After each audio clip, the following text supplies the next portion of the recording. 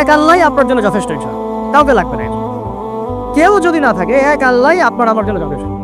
এটা কি বিশ্বাস করেন? কি এই আল্লাহ পাকই আমাদেরকে বাঁচিয়ে রাখছেন, আল্লাহ পাকের হাতেই আমাদের জীবন, আল্লাহ পাকই আমাদেরকে খাওয়ান। আল্লাহ থাকলে কিচ্ছু লাগে না।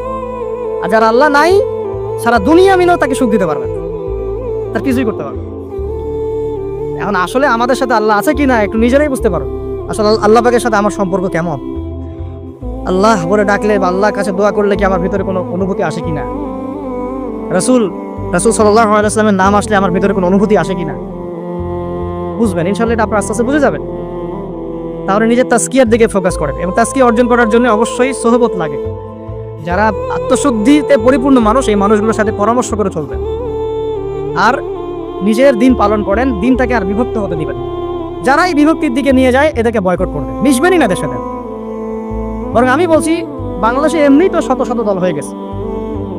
এখন আপনি নিউট্রাল থাকবেন, নিজেকে বায়াসড করবেন না, নিউট্রাল থাকবেন। নিউট্রাল মানে নিরপেক্ষ। নিরপেক্ষ থেকে আপনি দেখবেন যে আসলে কার মধ্যে হকটা বেশি আছে।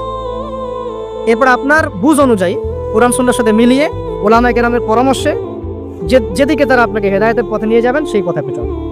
ইনশাআল্লাহ আপনি ঠিক কথা থাকবেন। এই জন্য আমি একা একা থাকতে নিষেধ করি। উলামায়ে কেরামদের সাথে পরামর্শ করে চলবেন এবং ঐক্যবদ্ধ জীবনযাপন করবেন। আর কিছু ভাইয়ের মধ্যে যদি খারাপ কিছু থাকে, তাদেরকে একদম আন্ডার এস্টিমেট করে ধুয়ে রেখে দেওয়ার দরকার। কারণ যার মধ্যে খারাপ কিছু আছে, ওর মধ্যে ভালো কিছু আছে।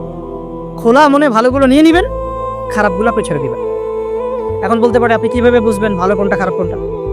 নিজে পড়বেন, নিজে জ্ঞান অর্জন করবেন, আল্লাহ পাক বিবেক দিয়েছেন, বোঝার চেষ্টা করবেন এবং আলেমদের সাথে পরামর্শ করবেন। ব্যাস, আল্লাহ পাক এরপরে আপনাকে যে পথে নিয়ে যাবেন ইনশাআল্লাহ সেই পথে আপনি চলবেন। উম্মার বিভক্তি বাড়ানো। এরপরে যখন অর্থনীতির মধ্যে ঢুকবেন, ব্যবসা বাণিজ্য, রিজিক, চাকরি বাকরি, জান চলে গেলেও হারাম খাবেন না। আল্লাহ পাক তৌফিক দান করেন। আপনাকে তৌফিক দেখ, আমাকেও তৌফিক দান। কারণ আমরা সবাই হারাম খাচ্ছি অ্যাভেলা, আমি নিজেও ফিল করি। হারাম না খেলে আমাদের দোয়া কবুল হইতো। দোয়া যে কবুল হচ্ছে না, বোঝেন কি না? কাবা ঘরে দোয়া হচ্ছে বিগত প্রায় 40-50 বছর থেকে। আল্লাহ কে মুক্ত করে দাও, মুসলিম ভাইদেরকে সাহায্য করো, নুসরা নাজিল করো।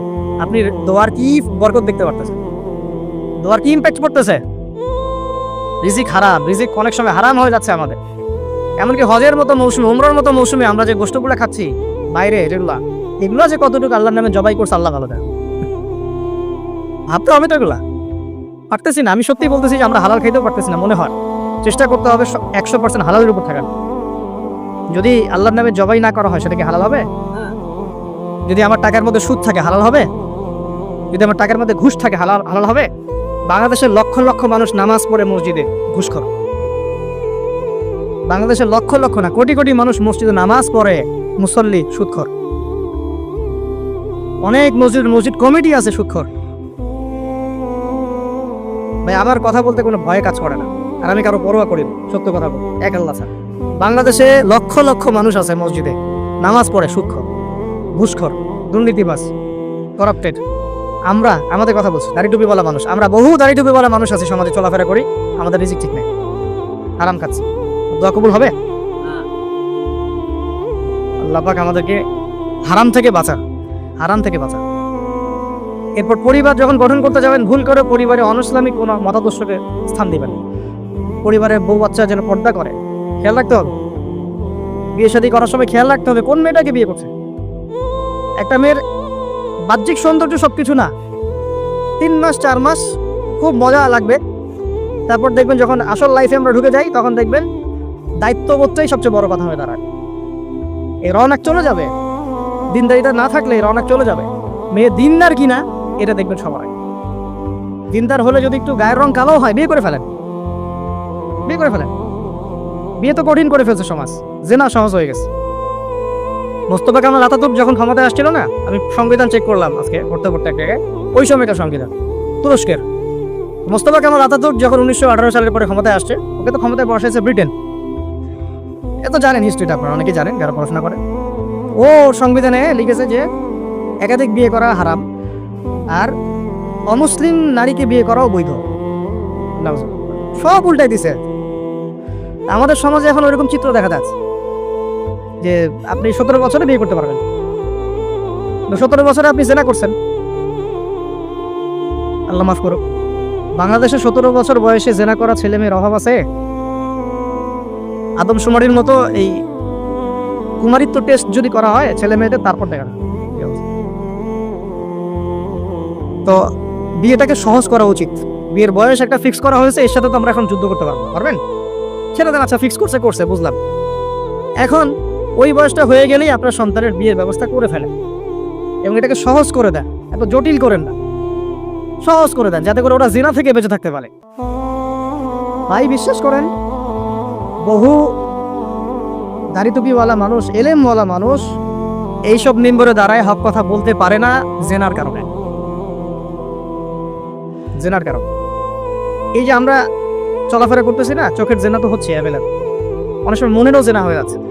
মনে খারাপ চিন্তা চলে আসতে পারে, দেখবেন মনের নূরটা নষ্ট হয়ে যায়। তখন আপনার ইমানের ওই তেজটা কাজ করে, ভালো করে খেয়াল করে দেখুন। যখন মনের মধ্যে এই নূরটা নষ্ট হয়ে যায়, কিছু একটা নগ্ন মেয়েকে দেখে ফেলছেন বা একটা মেয়েকে দেখে আপনার অ্যাট্রাকশন তৈরি হয়ে গেছে, হতে পারে, আমরা তো ফেরেশতা না, হতেই পারে, তখন দেখবেন মনের মধ্যে নূরটা নষ্ট হচ্ছে। ওই সময় আপনি কিন্তু এই ইমানের এই জাজবাটা শো করতে পারেন। তখন নবী সাল্লাল্লাহু আলাইহি ওয়াসাল্লাম বলেছেন, তখন যদি বাসায় স্ত্রী থাকে তোমরা স্ত্রীর কাছে চলে যাবা, নিজের প্রয়োজন মিটাই নিবা, তাহলে এই শয়তানি মন থেকে চলে যাবে। এখন তো বিয়ে করিনি, এটা মিটাবে কিভাবে? অনলাইনে ঢুকলেই দেখবেন আপনি নগ্নতা। এই ছেলে পেলে আমাদের সাথে যারা ঢাকায় থাকে এরা যাতে আরো জান কি আছে, কি হয়। ছেলে নাই আর মেয়ে নাই, ও নিজে ছেলে।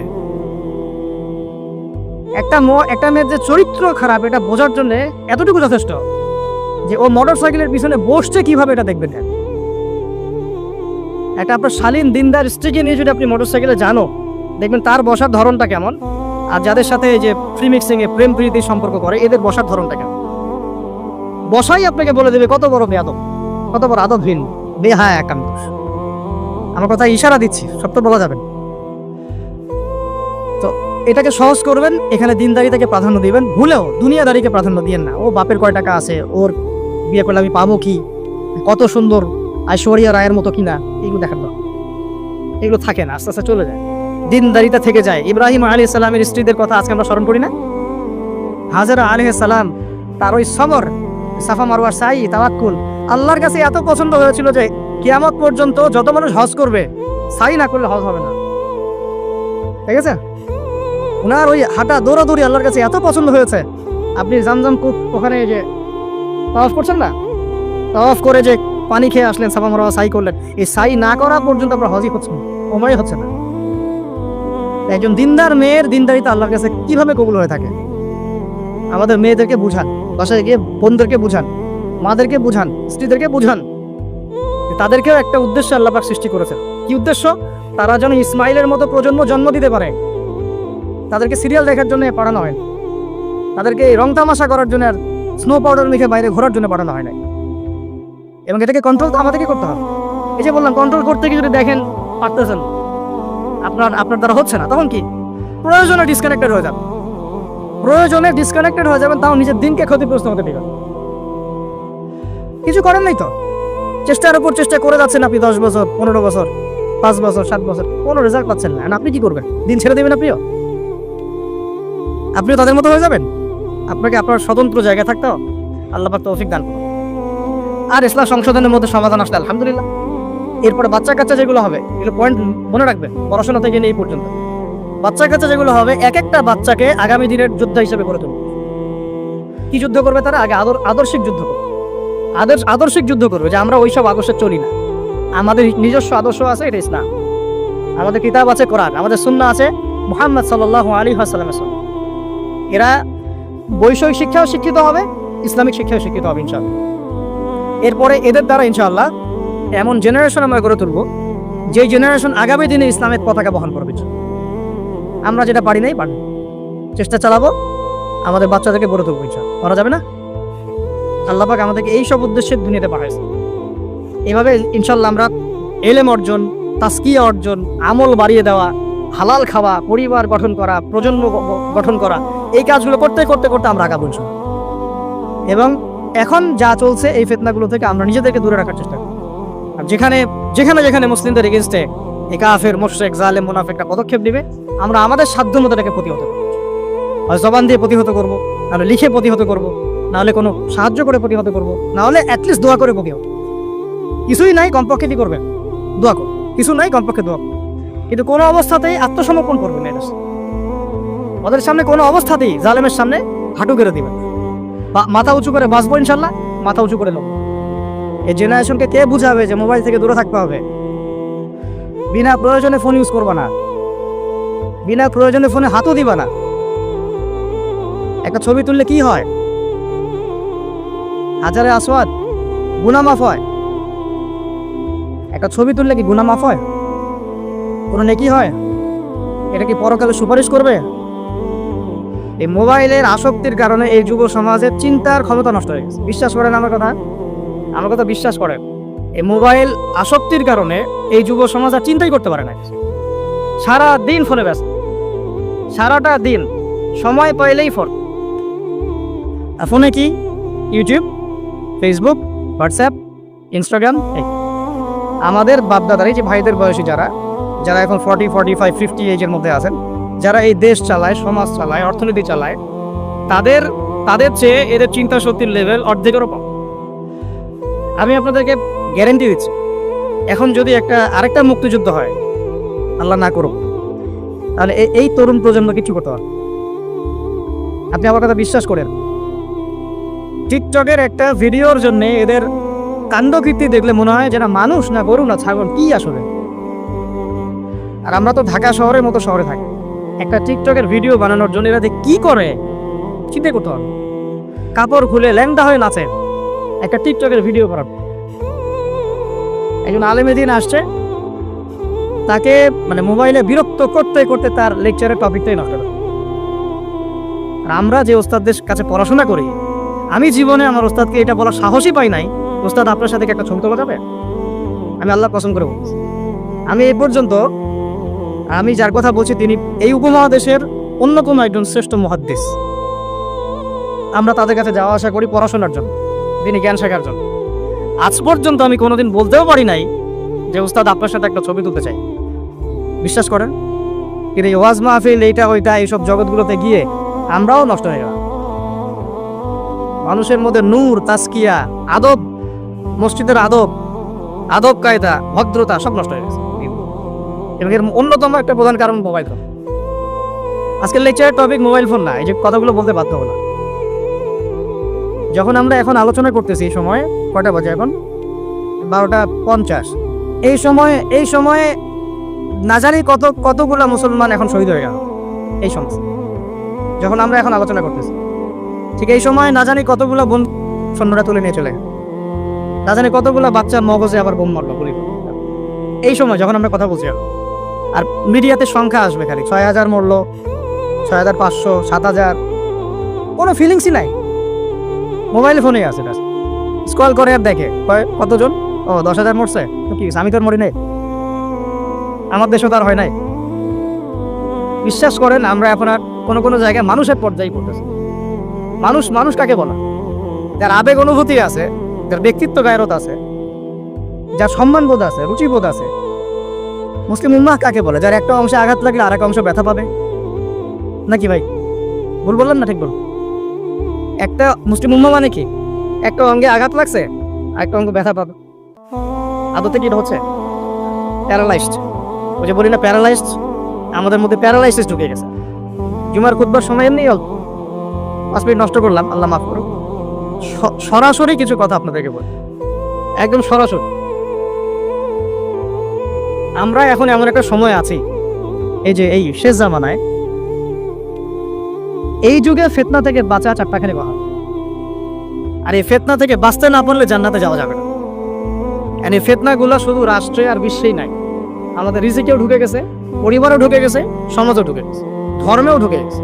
আমি সরাসরি কথা বলছি, রাষ্ট্র, বিশ্ব, অর্থনীতি, সমাজ, পরিবার, ধর্ম আর সংস্কৃতি, এমন কোনো ক্ষেত্র বাকি নাই যেখানে ফিতনা ঢোকে নাই। এখান থেকে বাঁচা 4টাখানি কথা না। এখান থেকে বাঁচতে হলে আমাদেরকে প্রথমে যেটা করতে হবে, আগে দিনের জ্ঞান অর্জন করতে হবে। আপনি এই জেনারেশনকে জিজ্ঞাসা করেন, আমাদের স্বপ্ন তো এই জেনারেশন কি নেই নাকি? যাদের বয়স 50 হয়ে গেছে, তারা আর কি করতে পারবেন দিনের জন্য? হয়তো তারা 20-30 বছর পৃথিবীতে থাকবেন হাইয়েস্ট, আল্লাহ ভালো জানেন। আগামী বিশ্বকে কে নেতৃত্ব দিবে? যাদের বয়স এখন 20 থেকে 40 অথবা 10 থেকে 30, এই তো এই জেনারেশনকে আপনি দেখেন তাদের কত পার্সেন্ট কোরআন তেলাওয়াত করতে জানে। আপনি এই যে আজকে যারা আসছে সবার কোরআন তেলাওয়াতের টেস্ট নেন, একজন আলেমের সামনে বসান, একজন একজন করে ডাক, দেখেন সূরা ফাতিহা পড়তে পারে কবে। এই মুসলিম উম্মাহ মার না খেলে কোন মুসলিম উম্মাহ মার খাবে আমাকে বুঝান। আমি তো বুঝি না, আমার জ্ঞান কর। এই মুসলিম উম্মাহ যদি মার না খায় কোন মুসলিম উম্মাহ মার খাবে? আজকে যারা আসছে এখানে বা এর পরেও আসবে জুমার দিনে, আপনি এদেরকে 5 ওয়াক্ত নামাজে পাবেন। তাহলে যারা 5 ওয়াক্ত নামাজ পড়তেছে না, জুমার নামাজটাকেই দিন মনে করে, আর এই মুসলিম মার না খেলে কে মার? আমাকে বুঝান, আমি বুঝি না, কিছু বিষয় আমি বুঝি না। আবার যারা নামাজ পড়ে তাদের আখলাক, ব্যক্তিত্ব, আখলাক, চরিত্র, সুন্নতের জীবনযাপন, আমরা বলি না সুন্নাহ মাফিক জীবনযাপন, রাসূলের সুন্নাহ মাফিক জীবনযাপন, কতজনের মধ্যে চেহারা, আসরতে, পোশাকে, আশাকে, কথাবার্তায় সুন্নত আছে। তো যে জাতি তার নবীর সুন্নত ভুলে যায় সে জাতি কিভাবে বিশ্ব শাসন করবে আর কেন সে মায়ের খাবে না? আমাকে বোঝান সম্ভব? তাহলে প্রথম নসিহতটা ভাই পড়াশোনা করতে হবে। আর পড়াশোনা শুরু হবে কোন কিতাব থেকে? তাড়াতাড়ি কোরআন পড়া শুরু করেন, হাতে সময় কম, তাড়াতাড়ি শুরু করেন। প্রত্যেকটা জেলায় জেলায়, গ্রামে গ্রামে, ইউনিয়নে ইউনিয়নে, প্রত্যেকটা জায়গায় মসজিদ, মাদ্রাসা, মক্তব প্রতিষ্ঠা করেন। আছে, নাই তা না, অবশ্যই আছে, এটা আমাদের সৌভাগ্য। প্রত্যেক জেলায় মাদ্রাসা আছে, প্রত্যেক জেলায় মাদ্রাসা আছে, মহিলা মাদ্রাসা আছে, বক্তব্য আছে, আরো অনেক কিছু আছে, দারুল ইলমগুলো আছে। কিন্তু আমরা আমাদের সন্তানদেরকে পাঠাচ্ছি কি না? আমরা আমাদের বাচ্চা কাচ্চাদেরকে পাঠাচ্ছি কি না? আমাদের যুবকরা সেখানে আসে কি না? আপনারা তো ফ্যান্টাসিতে অনলাইনে দিন শিখতে চান। 3টা মাস কোনো আলেমের কাছে বসে কি ক্লাস করেছেন? কখন একটা কিতাব কি পড়েছেন? অনলাইনে একটা ভিডিও দেখে কি শিখবেন? অনলাইনে দিন শিখতে গেলে আপনি এটাই শিখবেন, অমুক যা বললো তমুকের বিরুদ্ধে, তমুক যা বললো অমুকের। অনলাইনে এটাই শিখবেন আপনি। আর এটার পিছনে এক শ্রেণীর ইউটিউবার, ফেসবুকারও দায়ী। শুধু সে ব্যক্তি দায়ী তা না, এরাও মিডিয়াও দায়ী আছে। অমুক যা বললো তমুকের বিরুদ্ধে আর তমুক যা বললো অমুকের বিরুদ্ধে। মানুষ মজা পায়, ওর কন্টেন্টের ভিউ বেশি হয়, কামাই বেশি, দিনের তো ক্ষতি হয়ে গেল। আম জনগণের মধ্যে ইসলাম সম্পর্কে বিরূপ ধারণা সৃষ্টি হয়। বিশ্বাস করেন, আমি অনেক বড় বড় মহলে মেলামেশা করেছি এবং করেও যাই। আমি ফখর করছি না। অনেক সময় এমপি মন্ত্রীরাও পর্যন্ত ফোন করে কথা বলেন যে আপনি অর্থনীতি সম্পর্কে যা বলছেন এর সাথে আমরা একমত। অন্তত এই জায়গায় একমত, আলহামদুলিল্লাহ, তাও ভালো। আমি বলি পরের বিষয়গুলো পরে বুঝবেন, ওগুলো বুঝবেন পরে ইনশাল্লাহ। আমি ফখর করছি না এটা, কিন্তু সাধারণ মানুষের সাথে মিশে আমি কি জানলাম জানেন?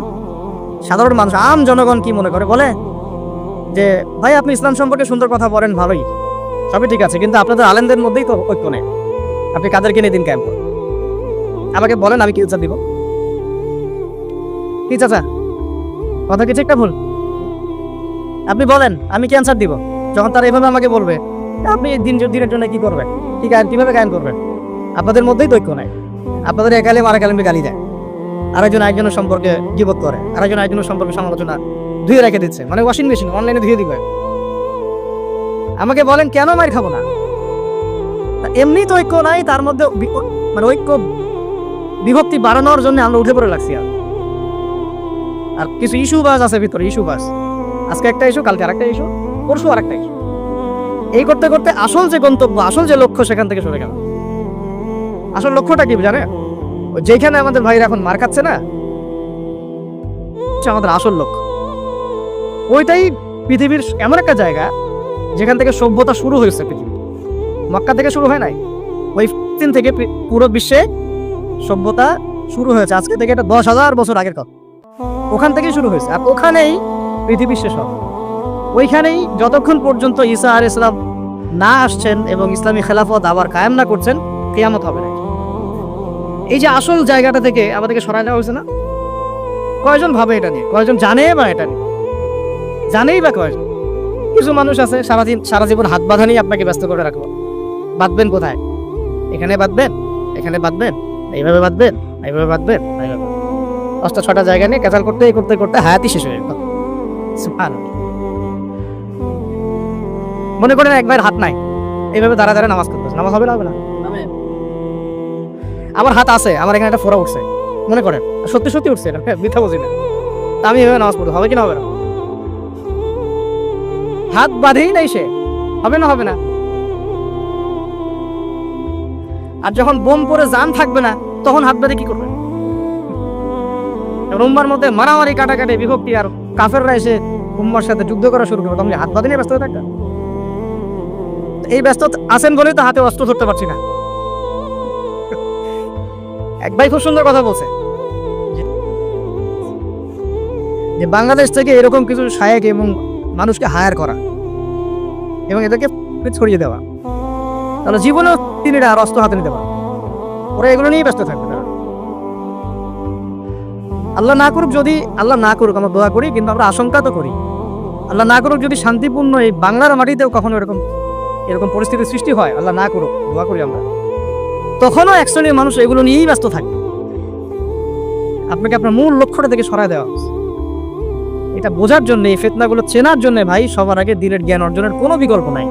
পড়তে রাজি আছি তো ইনশাআল্লাহ, অনলাইনে দিন শিখতে পারবেন না।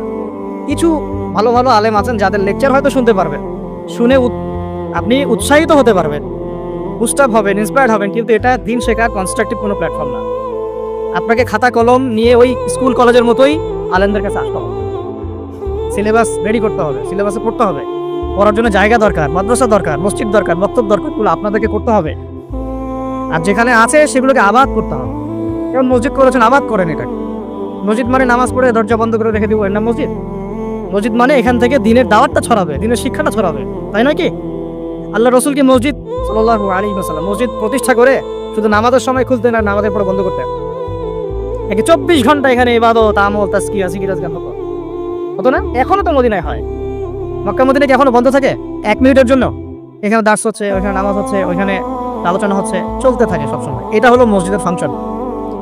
এই মসজিদ আবাদ করেন, মাদ্রাসাগুলো আবাদ করেন, আপনার ছেলেকে মসজিদে পাঠান, মাদ্রাসায় পাঠান, বক্তব্যে পাঠান। ইয়াং জেনারেশন স্পেশালি আপনারা সিলেবাস ভিত্তিক পড়াশোনা করেন। এই ফ্যান্টাসি দিয়ে কিচ্ছু হবে না, আবেগ দিয়ে, ফ্যান্টাসি দিয়ে কাজের কাজ কিছু হবে না। খুব আবেগ লাগতেছে, খুব কষ্ট হচ্ছে আমার জন্য, খুব কষ্ট হচ্ছে পুরো বিশ্বের প্রেক্ষাপটে মুসলিমদেরকে দেখে, কিন্তু আপনি তো ইসলাম সংশোধনের দিকে আসছেন। মাঝে মাঝে নামাজ পড়ছেন, কোনো রকম 5 ওয়াক্ত নামাজ করলেও সুন্নাহ মাফিক জীবনযাপন করছেন না, জিনায় লিপ্ত হয়ে যাচ্ছেন, সুদ খাচ্ছেন, অর্থনৈতিক জীবনের কথা বলছেন, এখানে সুদ খাচ্ছেন, ব্যবসায় প্রতারণা করছেন, রাজনীতি করতে গিয়ে আপনি তাগুতের দিকে চলে গেছেন।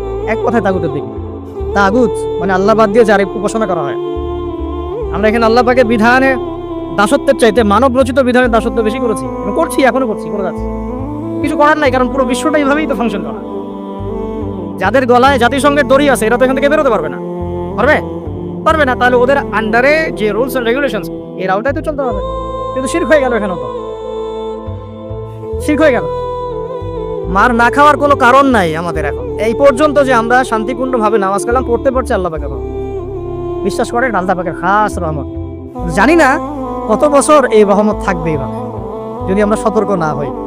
সতর্ক হওয়ার জন্যই বলছি ভাই, এগুলো নিয়ে আমরা অনেক ভাবি, না বুঝে না জেনে একটা শব্দ বলছি না। আল্লাহর কসম, আমি না বুঝে না জেনে না স্টাডি করে একটা কথা বলতেছি। শেষ জামানার সবচেয়ে ইম্পর্টেন্ট জায়গা ওই, পুরো বিশ্বটা ওইখানে গিয়ে আস্তে আস্তে শেষ হয়ে যাবে। সামনে যত বড় বড় ঘটনা, মালহামা মানে মহাযুদ্ধ, তারপরে ইমাম মাহদির আগমন, তার আত্মপ্রকাশ, নিয়ে বিশ্বটাকে শাসন করবে, তারপরে ঈসা আলাইহিস সালামের আগমন, সাথে মুসলিমদের যুদ্ধ, তারপরে ওই আবার বিজয় করা, ওইখানে ঈসা আলাইহিস সালাম আবার 40 বছর খেলাফত চালাবেন, 40 বছর। এই পুরো ঘটনাগুলো ওই জায়গা কেন্দ্র করে, আমাদের কোনো হদিসই নেই।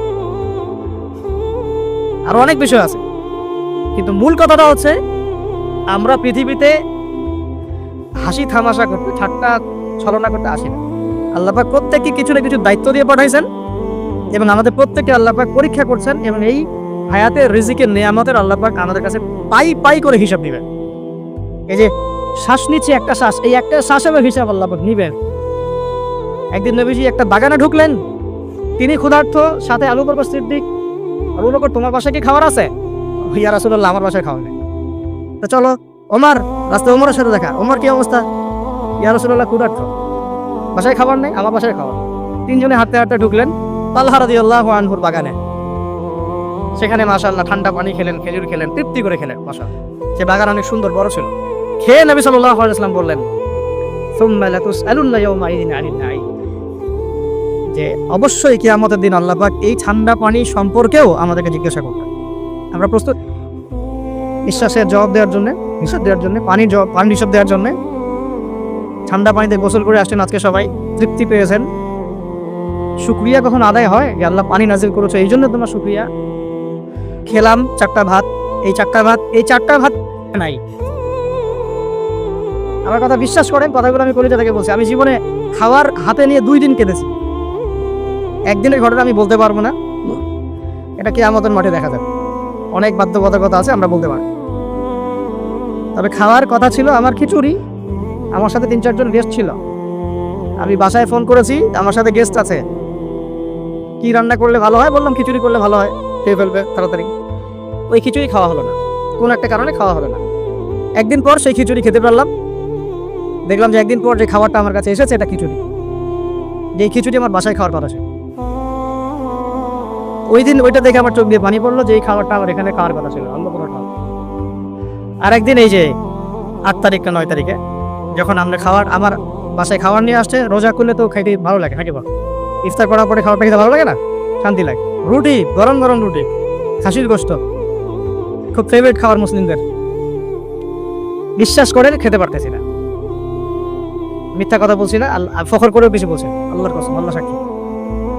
কারণ আমাদের বাচ্চারা তো খেতে পারছে না ওখানে, আমার বোনরা খেতে পারতেছে না, আমার ভাইরা খেতে পারতেছে না। ওরা খাচ্ছে একটা জিনিসই, বুলেট আর আকাশ থেকে বোম।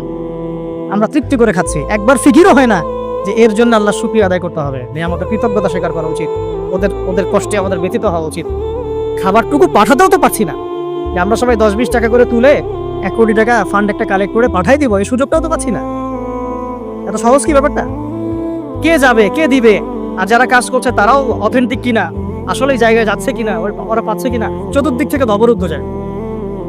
আমরা সবাই মিলে আমাদের ভাই বোন শিশুদেরকে ওখানে মরার জন্য ছেড়ে দিয়েছি, এটাই সত্য কথা। এবং এর জন্য পুরা উম্মাকে জবাব দিতে হবে, পুরা উম্মাকেই জবাব দিতে হবে। সবচেয়ে বড় জবাব দিতে হবে আরবের নেতাদেরকে, আশপাশের যারা নেতা আছে এদের, আরবের যে নেতারা আছে এদেরকে বিগত 70 বছর ধরে এরা যা যা করেছে এর উত্তর দিতে হবে, জবাব দিতেই হবে, কোনো উপায় নাই। আমাদেরকেও দিতে হবে, প্রত্যেক রাষ্ট্রপ্রধানকে দেওয়া লাগবে। যে লিখতে পারতো লিখে নাই তাকে দেওয়া লাগবে, যে বলতে পারতো বলে নাই তাকেও দেওয়া লাগবে, যার রাষ্ট্র দেওয়ার ক্ষমতা ছিল দেয় নাই তাকেও বলা লাগবে, যার মিলিটারি পাওয়ার ছিল সে চাইলে ওখানে ইন্টারভেন করতে পারতো, সে করে নাই তাকেও বলতে হবে। আর যারা ওদের সাথে আতাত করে বন্ধুত্ব করেছে এরা তো মুনাফিক, পাক্কা মুনাফিক। এরাই তো তারা যারা কাফেরদের সাথে জাহান্নামের তলদেশে থাকবে, মুসলিমদেরকে বাদ দিয়ে মুনাফিক বন্ধুত্ব করেছে। যে না আমাদের ভাই বোনদেরকে মেরে ঝাঁঝরা করে ফেলাচ্ছে, আমি ওর সাথে বন্ধুত্ব করতে পারি? কি বলে আপনাদের ইমান? আর এই কথাগুলো কি উগ্রবাদী কথা হয়ে গেল? সত্যি কথা, আর সত্যি কথা বলার পরে কি হবে সেটা তো দেখার দরকার নেই, আল্লাহর কাছে আমাকে জবাব দিতে হবে, এটাই আমার ফিকির। যারা দোয়া করতে পারবে তারা যদি দোয়া না করে আল্লাহর কাছে জবাব দিতে হবে, যারা বলতে পারে যদি না বলে আল্লাহর কাছে অ্যান্সার দিতে হবে। যারা খাবার পাঠাতে পারতো তারা পাঠায় নাই, আল্লাহর কাছে অ্যান্সার দিতে হবে। একটু ভেবে দেখেন না, আপনার যদি একটা বাচ্চা কখনো এমনি মারা যায় তাহলে আপনার কেমন লাগবে? আল্লাহ না করুক। একটা বাবার জন্য সবচেয়ে কষ্টের কোন সময়টা বলেন না? নিজের সন্তানকে দাফন করবে। আমরা তো কখনো করি নাই এটা, আমরা বুঝবো কিভাবে? যে ঘুমটাওয়ালা কিছু লোক বসে বসে অনলাইনে বলতেছে যে এগুলো ফিতনা, এটাই, ওরা কি কখনো নিজের সন্তানকে দাফন করেছে নাকি? কখনো কষ্ট স্বীকার করেছে নাকি? কখনো রিমান্ডে গিয়েছে নাকি? মায়ের খেয়েছে নাকি? কখনো জেল খাটছে নাকি? ও তো সুখে আছে, 3 বেলা খাচ্ছে যাচ্ছে, মাশাআল্লাহ, সুখে শান্তিতে জীবন যাপন। ও কি বুঝবে উম্মার কষ্ট? ও কি বুঝবে বাচ্চাদের কষ্ট, এই মা বোনদের কষ্ট? আর আমরা সর্বোচ্চ বলতে পারতেছি, ব্যাস। সচেতনতা তো তৈরি করা দরকার। আপনার ছেলে যদি বলে ওখানে কি হচ্ছে, ওকে বলা উচিত, বাবা ওখানে কিছু শয়তান আছে, যে শয়তানগুলা আমাদের নিরীহ বাচ্চাদেরকে মেরে ফেলছে। তুমি যখন বড় হবা তোমাকে আল্লাহ পাক সামর্থ্য দিলে তুমি শয়তানগুলোকে মেরে ফেল। বাচ্চাকে শেখানো উচিত। ওরা 100 বছর থেকে ওদের বাচ্চাকে এগুলো শিখাইছে, ওরা 100 বছর থেকে ওদের বাচ্চাদেরকে শিখাইছে যে মুসলমানরা হচ্ছে পৃথিবীর সবচেয়ে জঘন্য প্রাণী। ওদেরকে যখনই দেখবা তখনই মারবা, ওদের সাথে শত্রুতা করা তোমার উপর ফরজ। এটা ওরা শিখাইছে ওদের বাচ্চাদের। আমাকে বলেন কোনো মানুষ, একটা সুস্থ স্বাভাবিক মানুষ হাসপাতালে বোমা ফেলতে পারে কি বলেন? সে হোক বা খ্রিস্টান বা হিন্দু বা বৌদ্ধ বা মুসলিম, মুনাফিক, যেই হোক, কোনো মানুষ কি হাসপাতালে বোম ফেলতে পারে? কিভাবে ফেললো? তাহলে কি পরিমাণ ক্ষোভ তারা ভিতরে ভিতরে লালন করে, আপনার কি বোঝার বাকি আছে? ওরা সুযোগ পাইলে একটাকেও ছাড়বে না, সবাইকে মেরে ফেলবে। এই জন্য অল্প অল্প করে আগাচ্ছে, অল্প অল্প, আস্তে আস্তে। আমি এটা নিয়ে বিস্তারিত আলোচনা করছি বিগত প্রায় 1 মাস থেকে, আরো 5 বছর থেকে বলে আসতেছিলাম। লাস্ট 1 মাসে আপনারা দেখছেন এখন কি হচ্ছে। ধারাবাহিক এরকম সেশন আসবে ইনশাল্লাহ। আরো অনেক কথা আছে, কিভাবে এই জায়গাটা রাষ্ট্র, এটা চারটাখানি কথা না, বিশাল হিস্ট্রি। এমন অনেক সময় হয়েছে, এগুলো কিছুই না, এমন অনেক সময় হয়েছে এক দফাতে 2.5 লক্ষ মানুষকে মেরেছে তারা ওই জায়গাতে, এক দফাতে। 1940 সালের কথা বলছি, এক্স্যাক্টলি 1939 সালের জুলাইয়ের দিকে কথা, 1939 সালের দিকে কথা। ওই সময় এরা ওখানে এদের মধ্যে প্রায় 2.5 লক্ষ মানুষকে মেরেছিল। 2.5 লক্ষ মানুষ উপরে কি মনে হয়? এভাবে যদি আমি পরিসংখ্যান দিতে থাকি, এখানে আজকে 3-4টা বাজে। আমার কাছে কিতাবও আছে রেডি করা, এবং ইনশাআল্লাহ আল্লাহ পাক চাইলে ওটা পাবলিশ হবে ইনশাআল্লাহ। তখন আপনারা বাসায় পড়ে নিয়ে দেখেন কি হচ্ছে। তো মূল কথাটা হচ্ছে, ভাই আমি তো দোয়া করতে পারি, আমার তো করা উচিত, আমার ব্যথিত হওয়া উচিত, আমার কুনুতে নাজেলা পড়া উচিত। যদি আমার আরো বড় সামর্থ্য থাকতো, অ্যাটলিস্ট ওখানে ত্রাণ পৌঁছানো উচিত ছিল, বা আরো যদি বড় ক্ষমতা আল্লাহ পাক আমাকে দিতেন, তাহলে ওদের মুখের সামনে বলা উচিত ছিল এটা অন্যায়, জুলুম, এর প্রতিবাদে আমরা জাতিগতভাবে পাশে আছি। এবং মুসলিম রাষ্ট্রগুলোর ঐক্যবদ্ধ হয়ে একটা ফোরাম গঠন করা উচিত ছিল ওদের বিরুদ্ধে। কিসের শান্তি চুক্তি আর কিসের নেগোসিয়েশন? কোনো কথা আর বাকি আছে? এদের সাথে একটা ভাষাই বাকি আছে এখন, অস্ত্রের ভাষা, যুদ্ধের ভাষা। একটা ভাষাতেই কথা বলা বাকি আছে, আর কোনো ভাষাই নেই এদের সাথে কথা বলা। হাসপাতালে বোম ফেলে 600টা মুসলিম বাচ্চাকে হত্যা করে ফেলছে, তোমার সাথে কিসের কথা? একটা কথাই হতে পারে, সেটা হলো যুদ্ধের ভাষা, অথবা এই পুরা ভূমি থেকে তোমরা চলে যাবে পশ্চিমে, পুরা ছেড়ে দিবা। এটাই ছিল আমাদের ভাষা। কিন্তু বিগত 75 বছর ধরে আমরা এগুলো করতে পারি। 1-2 বছর না রে ভাই, 75 বছর ধরে আমরা এগুলো করতে পারি। আমি এখানে গলা ফাটাই, আমার আবেগ ঝেড়েও কি লাভ হবে তাও জানি না।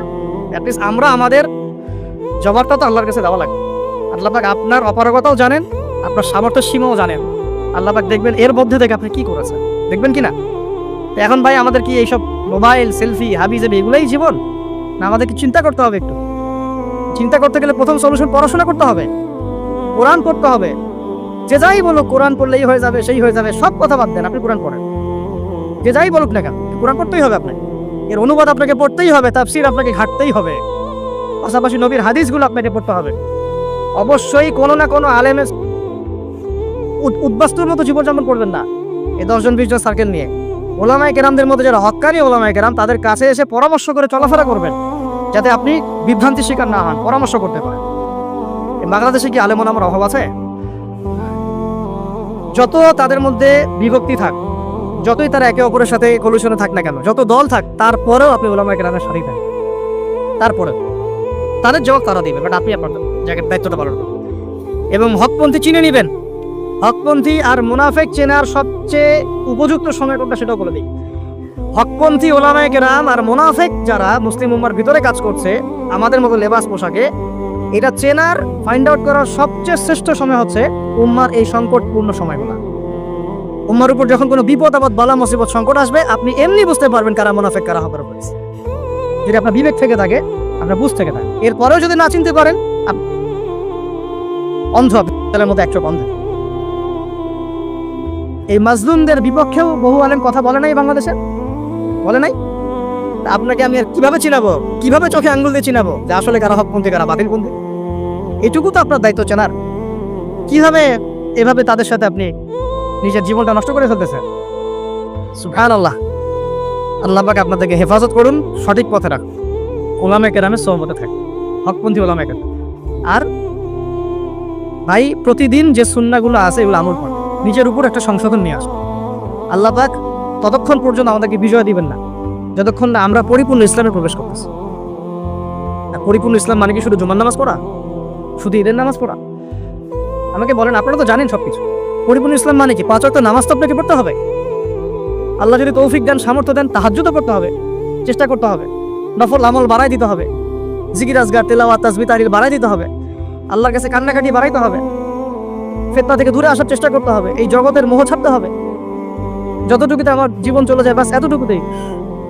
আমি এইভাবেও বলতেছি আপনাদেরকে এখন সরাসরি, নিজেদের আপনজনদের মধ্যে, পরিবারের মধ্যে, বংশের মধ্যে কেউ যদি আপনাকে দিনের পথে চলতে বাধা প্রদান করে, ফিতনা সৃষ্টি করে, আপনি তার থেকেও নিজেকে সরান।